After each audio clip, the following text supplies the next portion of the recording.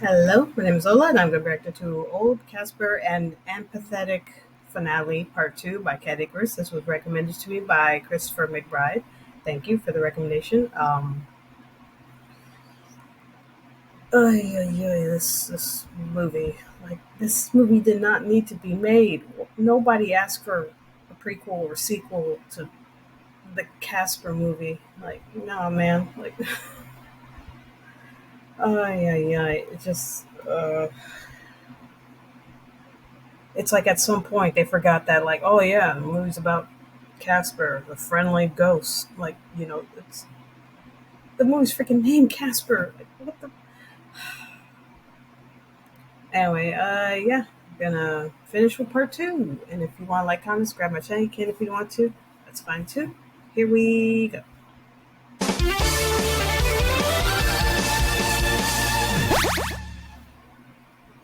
Previously on Apathetic show, doing the month of Tower.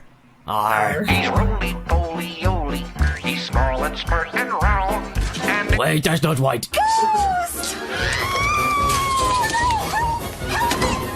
Oh yes, that's better. Greetings and salutations, my beautiful people, and right now you are right bang dot in the middle of a massive two-parter big Halloween extravaganza Cat Icarus episode spectacular. So this part, I'm afraid, will make no sense without the first part. So please either go into the first line of the description or click on my hideous face to go and see what this shit's all about. Now, where were we? Ah yes, Tim and Chris are both dicks that deserve each other. Okay, that's a stretch, but either way, Tim promises he'll make it up to his son by not only cancelling pre-existing plans to go to the random meeting he wasn't warned about, but also having dinner and playing baseball with him in the evening, in a stunt that he likes to call Wild and Crazy Guy Day! No. No, it's not. Yes, it is! That's so stupid. That seriously can't be what Yeah. it's called. Yes, it is! Gutenberg, I'm seriously not in the mood to argue with you, so if you don't stop right now, I'll burn your stupidly high up to your nipple trousers clean off! Right. Thank you. and he also says it's apparently written down on that. Gutenberg, that's Donut? a donut. It's not written there. Yes, it is! Go! Wild and Crazy Guy Day! Now, Chris is happy, yet Casper is depressed. We're getting there, movie, very slowly. Hey, Casper, did you hear? Dad and I are going to the batting cage tonight. No, because I just got here, you fucking simpleton. How could I have heard it from you, you fucking... So Chris tells Casper he'll teach him in the ways of ghosts again, in the middle of a school where everyone can see him? And he tries to phase through walls again, leading to this happening, and yet another stupidly over-the-top reaction. What'd I say? Oh, and this happens in a kid's movie. I need you! Right now! Yeah, please, just roll the slapping scene. Thank you. Now Chris takes Casper to the library where even more people can see, and it's quiet as the dead, so they'll get spotted even easier. And look, the bullies again. Those darn bullies. It was almost like they were waiting around the corner to ambush Chris, like demon souls. Oh, and the sass that this kid has? That's only because daydreamers don't have any real friends. He will go far in life. They say this library is haunted. By who? Ernest Huntingway? Not funny. So Casper fucks around with the bullies and then...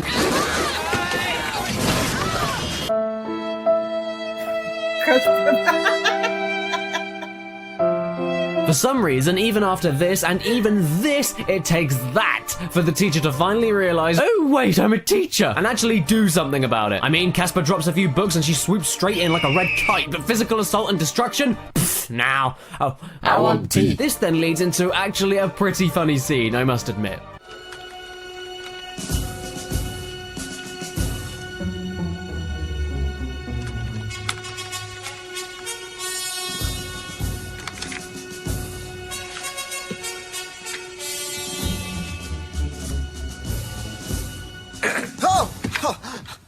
I'm sorry.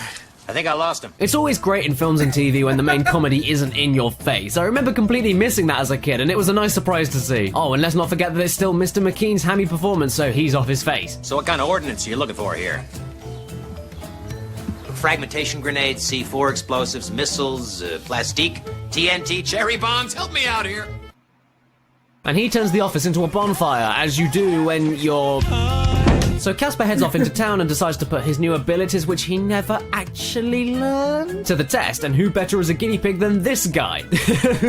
Oh, hello everyone, don't mind me and my hand cannon. I'm just an average guy getting some beef jerky. And Casper manages to scare the guy away with his new abilities, which he was kicked out of the ghostly trio for not that long ago for not being able to do. So how did he do it? I'm so confused! And he actually gets commended for his effort. Finally, I feel so alive. Oh, that's a shame.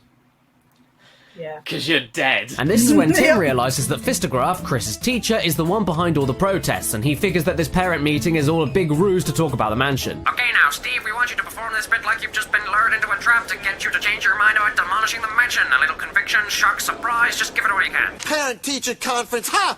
My Aunt Sally. Oh, for fuck's sake. Who's up for some classic keep the character hidden comedy? I'm not feeling like it personally, but the film finds an excuse by having Fistograph show up at Chris's house to give him back a forgotten folder, and while Casper could just fucking go upstairs, making this entire teacher walking around the house scene utterly pointless, he instead decides to stay downstairs, never go invisible, even though he said earlier he could do it easily, and all that happens is that Chris looks like he's coming on to his teacher. Not surprisingly, she leaves after not even having one sip of her drink, rude bitch, and then she notices this. Hey. Your porch light's out. Oh yeah, and it has living, pulsating, and moving eyes, but that's not worth mentioning. I'm sure you knew that when you brought it, Chris, don't worry about it. Oh look, another pointless music video montage sequence for that glorious soundtrack. I wish I could make a joke here, but it's just a song. Hooray! Bill Case is going into the mansion to plant his explosives.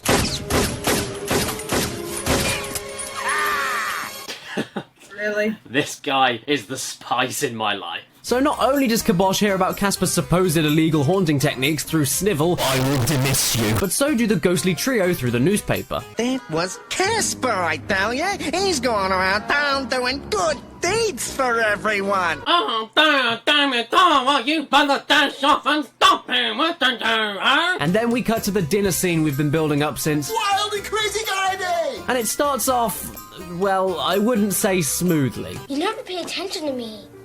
I mean, you don't come to my baseball games, or take me to the movies, or listen to what I say. Wait, kid, I know your dad has forgotten stuff and has been bogged down with work, but I think you're being a bit unreasonable here, especially since I've seen no evidence of this and you decide to bring this up right before he actually planned to stay in for a cool night with you two, after you forcefully arranged something with him and caught him off guard, and he wanted to cancel all of his pre-existing plans to spend this cool night with you. You kid! You fucking dick! And you know how I know that you're a dick?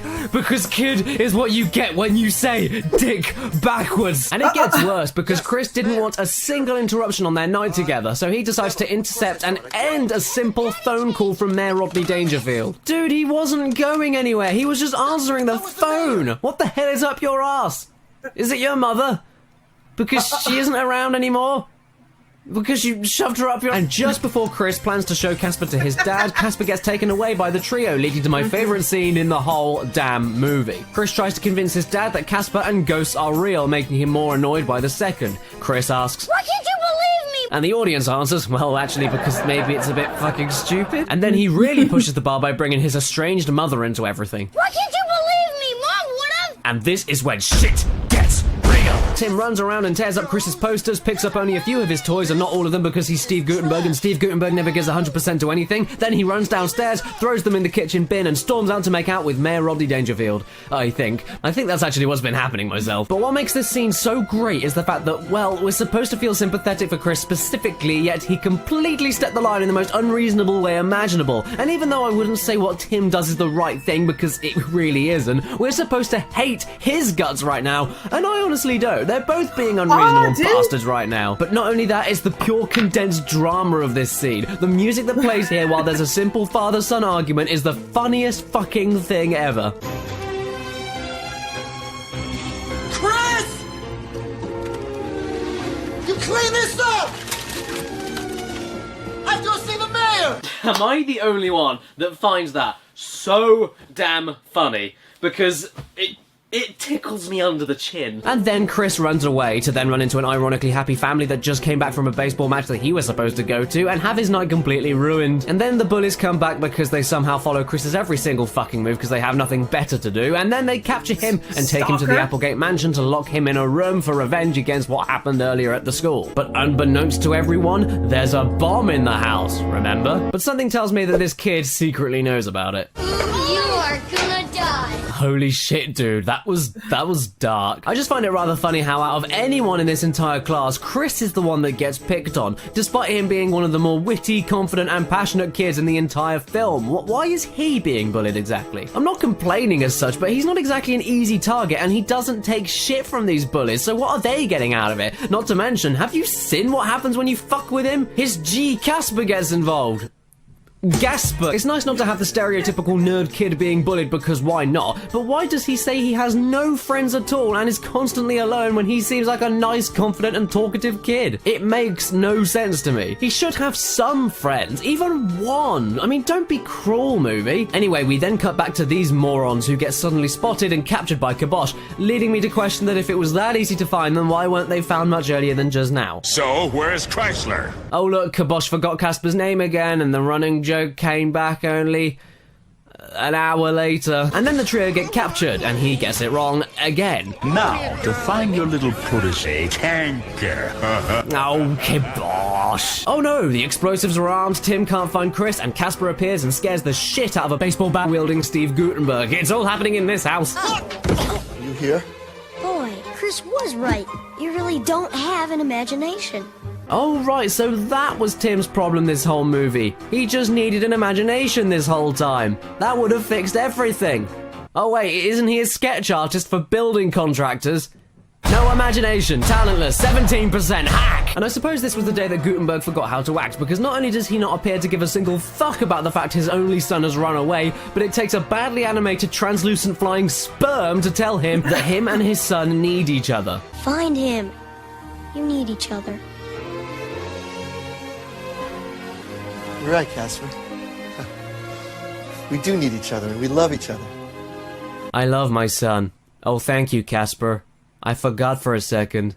I also needed you to tell me to find him because I was just gonna sit down and eat my fingers. I almost forgot to find my son for a second. Thanks, Casper. I love my son. And after this, Casper makes a huge assumption that Chris is at the Applegate mansion, and everyone freaks the fuck out because... That's gonna blow in 15 minutes! But wait, they don't actually know if he's there or not right now, so aren't they just wasting time freaking out when they could, I don't know, call neighbors first, get the police involved? No, let's just jump in the first car that just so happens to pull outside my house, which also just so happens to be driven by Sheila Fistergraf, your greatest business rival and teacher of your son! Oh my god, the coincidences here. They're just too plentiful. I think I'm gonna be sick.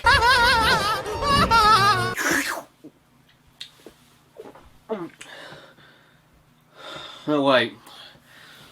Even my vomit wasn't worth exposing to that wretched noise. So Casper finds Chris, but Snivel finds Casper, so he runs off to tell Kibosh. The Sniveler has sniveled his finest snivel! Once I grab that Brad Capper. Oh, he did it again! God, we're nearly done. Anyway, Tim and Fistergraf then tried to find Sergeant Bill to try stopping the detonation, but he's insane, as Tim forgot, so he gets hit with a frying pan he keeps on him for some reason. Fistergraf then badasses the side of the tree Bill was on, leading Tim, who just recovered from that frying pan to the head, out of nowhere, to grab the detonator and throw it away, which seems like a very dumb idea since the detonator could land on the button and...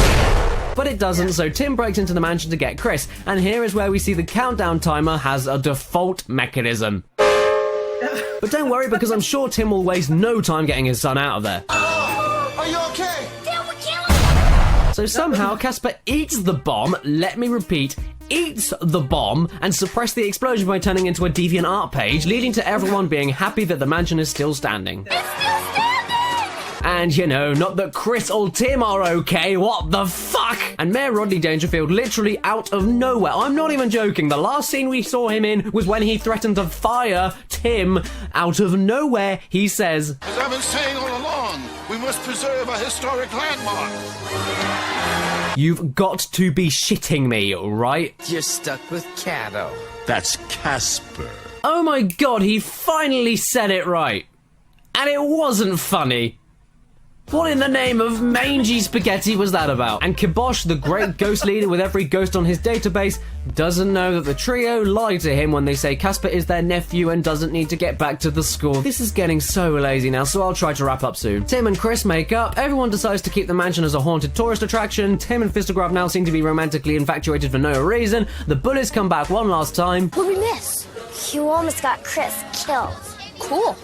Brock, you're a butt and you'll always be a butt. Damn! Chris then shows off Casper to the random girl that decided to like Chris all of a sudden. Casper, I like the effect you have on people. Oh, I bet you do, you little man-whore. And we end with Chris giving Casper his official title. Casper, the pleasant poltergeist. Let's just stick with Casper, the friendly ghost. Oh, so that's where he got his name from. Wait a second. What does Wikipedia say? The film shows how Casper became a ghost. That's not even a truthful fact! Wikipedia lied to me. Can you even imagine? Boo! That wasn't scary. God. I'm dry. Well, bugger me with a bike pump and feed me a biscuit. What the fuck was the point of this movie? It's a prequel to the Hollywood Casper, yet nothing that happens in it explains anything or has any bearing on the story in the original movie. And we never find out how Casper died, actually, what his past was like, or anything. We don't even figure out how they got to the mansion in the first movie. But I could forgive all of this if this was a decent movie in its own right, but Christ, what even is this? It's boring, it's pointless, the characters never properly communicate anything to each other or seem to not even care what the fuck is going on. Character relationships change at total random or don't match their behaviours. The jokes are completely random and disjointed with no connection to anything. And that wouldn't be so bad, except they're not even slightly funny. The lessons it tries to hammer into kids are backwards and contradicts character behaviours in the film itself, and the effects are just bad. And let's not forget a few really annoying performances, and don't even get me started on Pauly Shore. There you have it, everyone, my first proper video series about a movie. And it's a bloody bad start because this abomination gets slaughtered. And I don't even think I need to explain why that is. It's not funny, it's not scary, it's not emotional, it's not interesting. It's just terrible. I mean, okay, it does get very, very entertaining occasionally from how bad it gets, but just generally, it's god-awful. For something that I used to adore as a kid, Casper: A Spirited Beginning has not held up well at all, not even slightly. Oh, the things that age does to you. But anyway, happy Halloween, everybody, and thanks so much for watching all parts of this video series, if you watched all parts of it anyway, and let's hope that your Halloween is much scarier than that piece of shit. And make sure that your trick-or-treating is safe and Casperless. And maybe, Pauly Shoreless as well, because if it's not, then that would be terrible. Paper covers rock, to lose a buckwheat. Hey everyone, I hope you enjoyed the month of terror, but before it ends, why don't you head to the description to pick up this limited edition Dead Space print from thepixelempire.com. And you can get this and many other designs on the site from movies, TV shows, and games. Oh, they're just too... Equipment I use for my videos, that's pretty cool as well. And of course, if it's your birthday or watching this video, happy frickin' birthday to you, and please remember to stay beautiful. Oh, the coincidences here. Oh, they're just too plentiful. I think... That's fine, Mom. Honey, Yeah? I love you. I love you. Aww. Dig it. I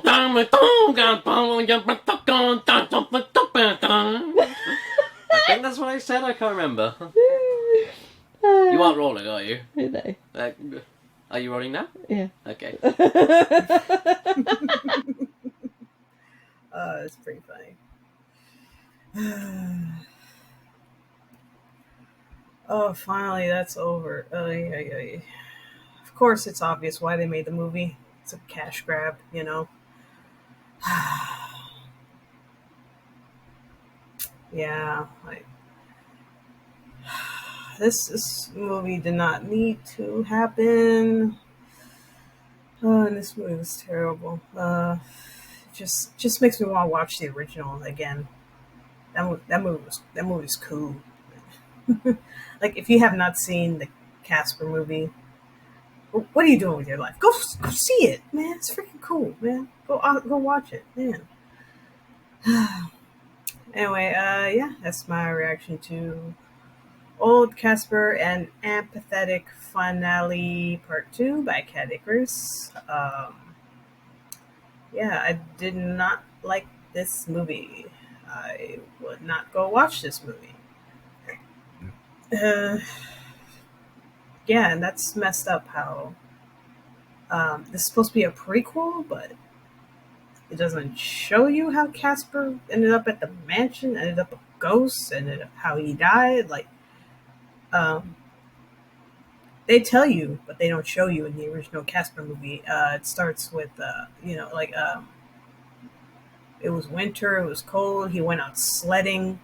I can't remember if it was his dad or his mom told him to don't stay out too late too long, and he does. He ends up getting sick, and yeah, he ends up dying from his sickness and his it was his dad. His dad ends up leaving, and because he can't stay in the house where his son died, which is understandable.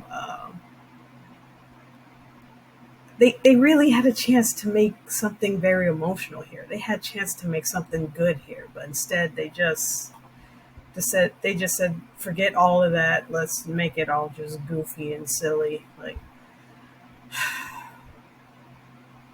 and it's like, this is terrible. Anyway, yeah, that's it. That's it. Yeah, and everyone take care of yourselves and each other, and I'll see you in the next one. Bye.